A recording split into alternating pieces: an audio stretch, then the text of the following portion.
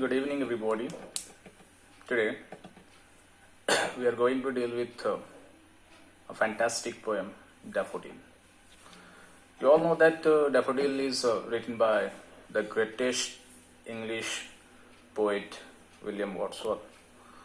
William Wordsworth was born in the year 1770 and died in the year 1850. He is regarded as one of the greatest, all-time great nature poet of England as well as English literature. He was also honored as a poet laureate of England from 1843 till his death 1850. And he considered nature as his beloved, and nature is a great friend, philosopher, guide for William Wordsworth. Once he told that nature never did betray those who loves her, and he considered nature as a healer which can heal all the problems of human life. And we know that nature is a great abode for human being, and he is also regarded as a great devotee to nature. And you can get the effect of nature, the element of nature in all the poetry of William Wordsworth. And this is a beautiful poem which is rich in the figure of speech, and I will discuss you what is figure of speech. And you know that ornament are the thing which enhance the beauty. And here in the poem, the poets, they use ornament for the glorification, for the enhancement of beauty of the poem. And here you will get near about 6 to 7 figure of speeches in this poem. And this poem is a very beautiful poem which is written in a very simple manner, simple word. Okay, and this is a poet's traveling account when he was filled with, when his heart is filled with pain, sorrow, and suffering. That time he was wandering alone among a nature. That time he saw a beautiful scenery of nature. While moving, while wandering in nature, he got immense pleasure by the effect of beauty, and his loneliness, his pensive mood was converted with happiness, with a blissful moment. As you know that the poem begins with a figure of speech, that is simile. First of all, I would like to tell you what is simile. Simile is a figure of speech in which we compare two dissimilar objects with the help of as, like, and so. It is a figure of speech in which we can compare two dissimilar objects with the help of as, like, or so.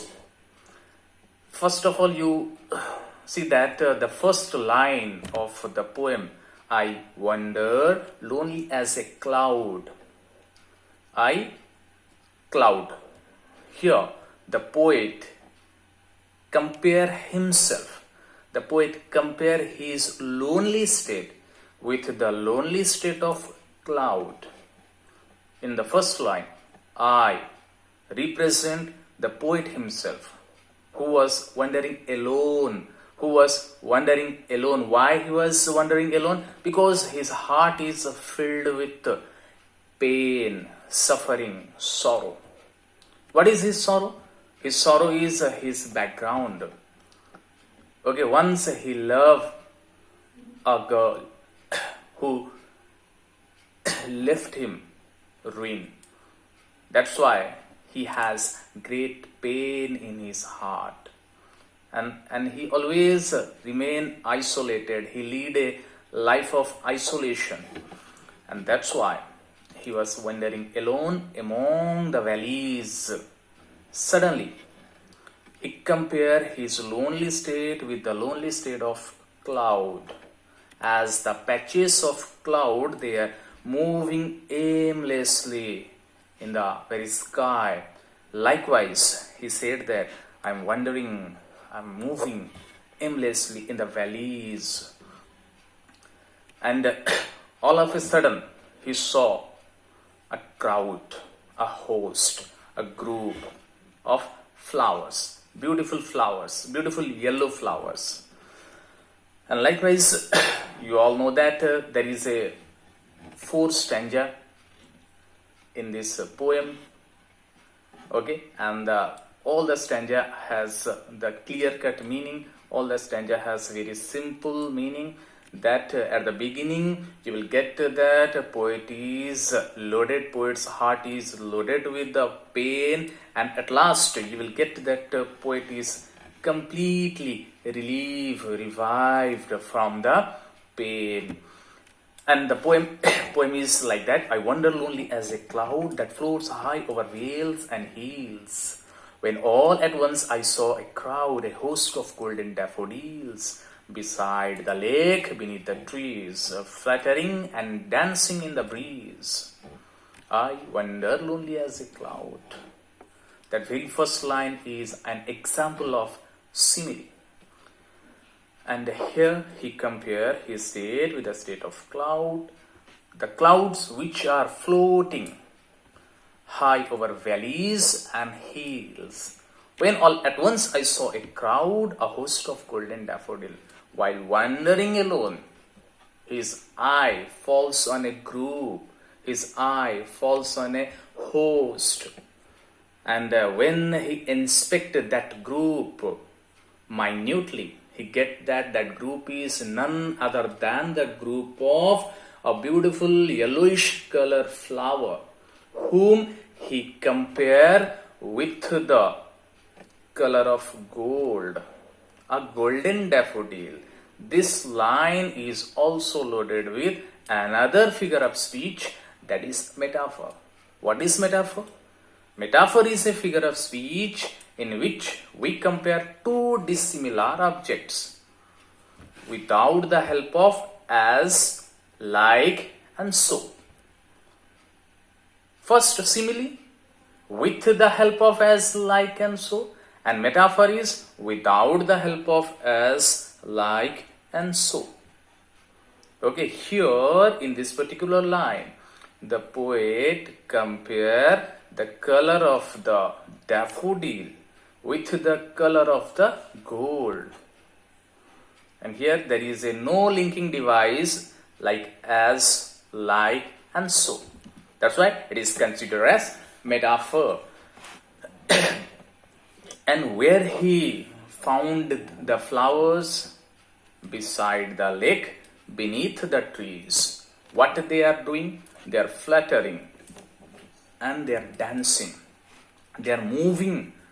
They are moving with the help of cold wind, that is breeze. And this line, the last line of the first stanza, fluttering and dancing in the breeze, it is also an example of another figure of speech, that is alliteration as well as personification. This line is an example of two figure of speeches. First is alliteration. What is alliteration? Alliteration is a term describe a literary device, which is a series of words having same consonant sound, or we can say that a repetition of sound. That means fluttering, dancing, fluttering and dancing. Or we can say that, easily we can say that in a sentence, we get the musical sound from the words, or the repetition of sound is known as alliteration. And this line, fluttering and dancing, indicates that there is a presence of alliteration. Another example of that line is personification. What is personification? Personification is a figure of speech in which a non-human subject is given human character. That means here, the flowers, they enjoy the humanly character as dance, fluttering and dancing. Flowers are dancing. How they are dancing? They are dancing with the help of cold wind. Here they enjoy the human quality, that is dance. And we can say that this line is the multiple example of two figure of speeches. One is alliteration, second one is personification. Next we come to the second stanza, that continuous as the stars that shine and twinkle in the Milky Way, they stretch in never-ending line along the margin of a bay. 10,000 saw I at a glance, tossing their heads in sprightly dance. Continuous as the stars that shine. Who shine like the stars? The daffodils. Here, in the second stanza, the first line of the second stanza is also loaded with a figure of speech, that is simile. Continuous as the stars. Here, the poet compares the beautiful flowers with the twinkling stars of the Milky Way. Why he compared?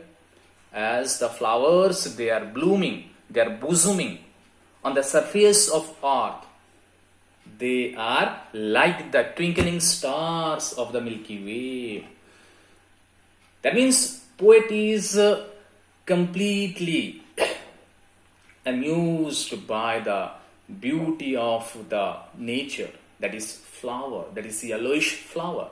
That's why he is bound to compare that blooming flower, that blossoming flower with the glittering, with the shining stars of the Milky Way. Milky Way, we can say that galaxy, जोटा को आमे आकाश गंगा बोली कहू. Okay, आकाश गंगा रे जो मिंजी मिंजी ही तारा मानक सहित कभी कंपेयर करि बसिले काहाकू? डैफोडिल मानकर चमक को. And in the other hand, we can say that as the stars are shining in the Milky Way, as the stars are shining in the galaxy or in the sky, likewise the daffodils are shining, they are blossoming, they are blooming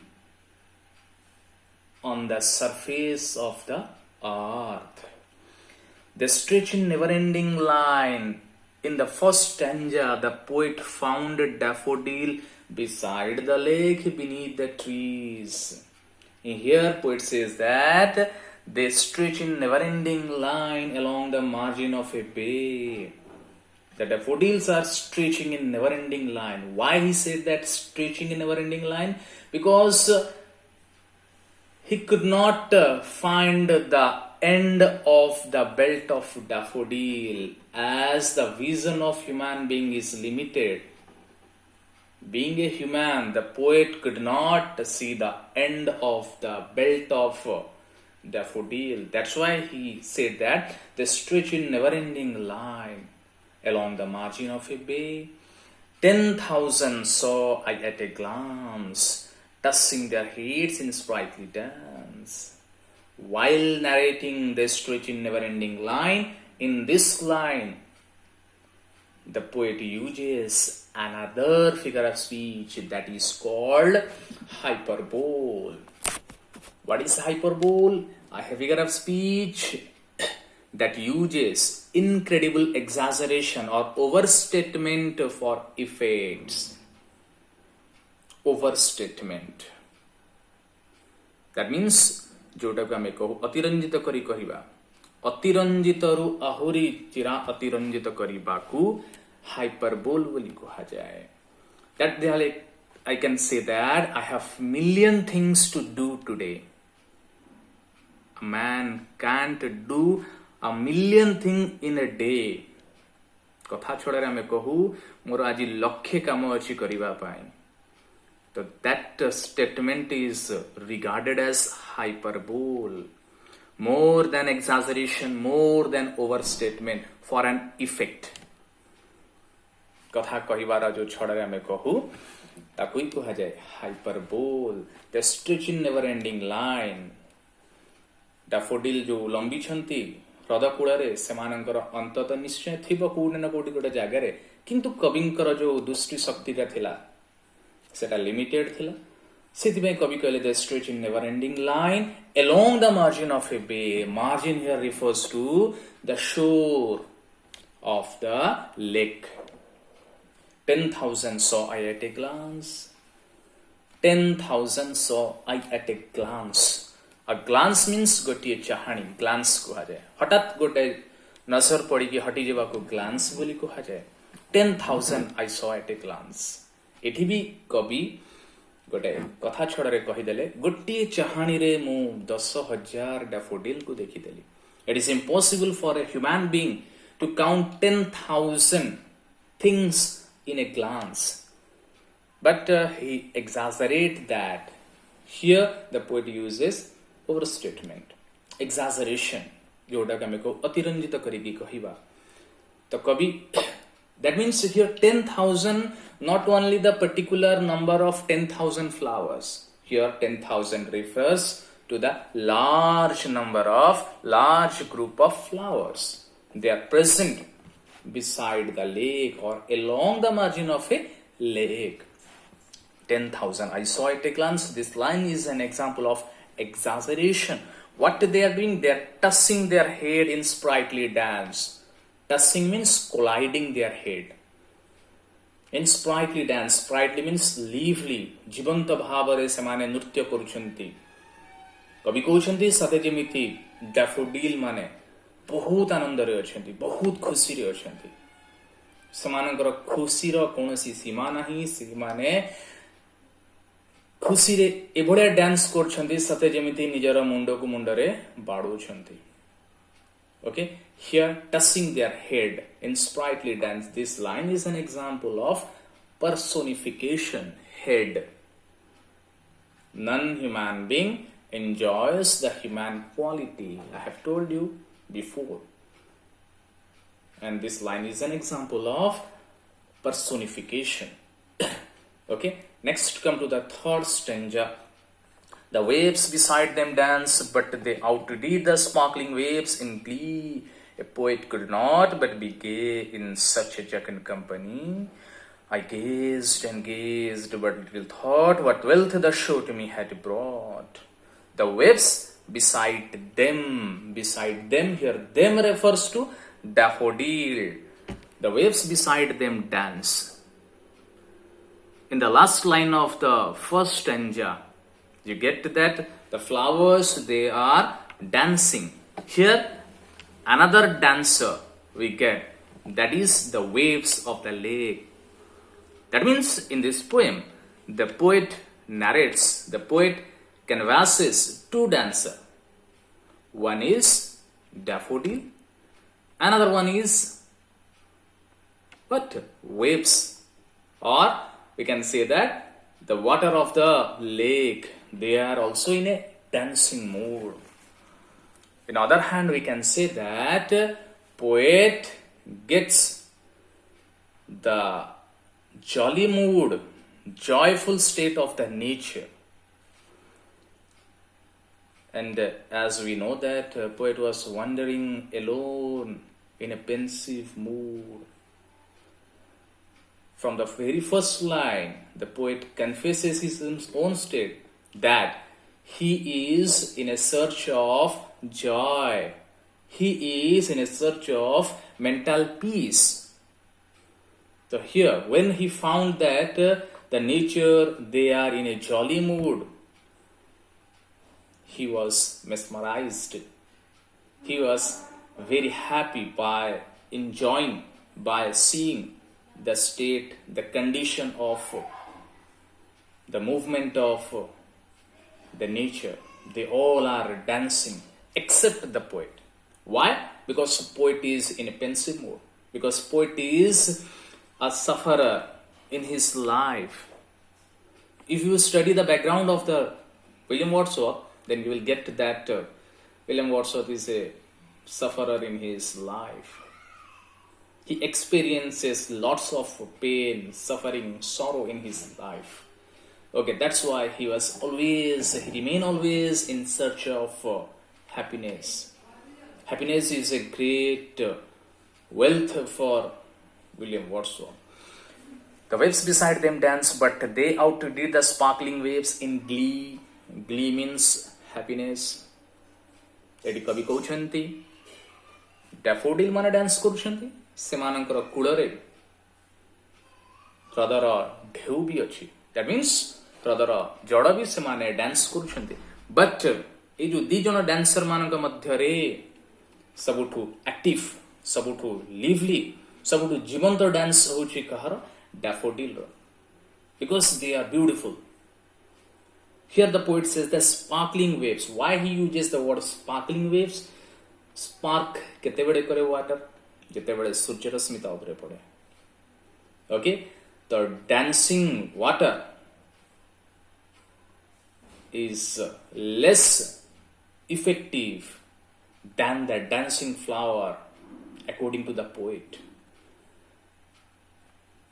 A poet could not but be gay in such a jocund company. Such a jocund company. Jocund means happy. Company.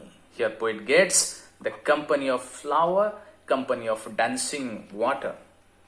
That means poet is in a search of happiness. How a person get happiness? When he remain alone, or when he is surrounded with the company of his friend, relative, siblings, etc. In a group, we get pleasure, we get happiness, because human being is a social animal. We love to remain in society. We love to remain in group. When we experience some sorrow, suffering, then we love to remain in isolation. So likewise, poet is in a quest of happiness to soothe his heart, to fill his heart with happiness. Okay, in such a jocund company. Here, jocund company refers to the company of the nature, or we can say that company of daffodil, company of dancing water. I gazed and gazed, but little thought what wealth the show to me had brought. Little thought. That particular phrase refers to thoughtless. Abak he jiba. I gazed and gazed, gazed and gazed. The poet uses the particular word twice. Gazed and gazed. That means ଏକ ଲୟରେ ଚାହିଁବା. ଗୋଟେ ଜିନିଷ ଉପରେ ଦୃଷ୍ଟି ଶକ୍ତିକୁ complete